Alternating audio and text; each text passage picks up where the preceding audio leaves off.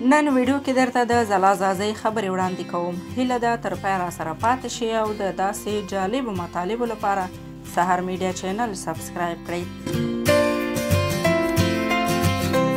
ځلا ځازۍ وایي پښتنو ورونو او خویندو له تاسې مې ګیله ده. سلیمه مزارۍ هزاره ده. د هیواد په کچه درېیمه ښځینه ولسواله ده.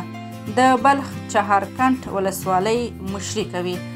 کله چې وټاکل شو ټول قوم یې پرې راټول شو او ویې ستایله. پرون چې زه د خوست ولایت د جنایي جرمونو د دفتر د امرې په توګه وټاکل شوم، د پرون راهیسې پیغورونه او سپکې سپورې راپسې ویل کېږي. څوک راباندې ملنډې وهي، څوک مې کورنۍ ته کنځلې کوي. زما یوازینۍ ګناه دا ده چې پښتنه یم. ځلا ځازۍ وایي نه پلار لرم او نه ورونه، 3 خویندې لرم او یوه کونډه مور لرم. ځلا ځازۍ په پښتنه او منفي فکره ټولنه کې په خپل همت تر دې ځایه رسېدلې ده. که ځلا ځازۍ په کور کینی، تاسو دومره همت او غیرت لرئ چې د کور مصارف یې ورکړئ. اول خو دا کار کولی نشي او که کوئ یې نو 20 غیر مشروع تمې به ورنه لرئ.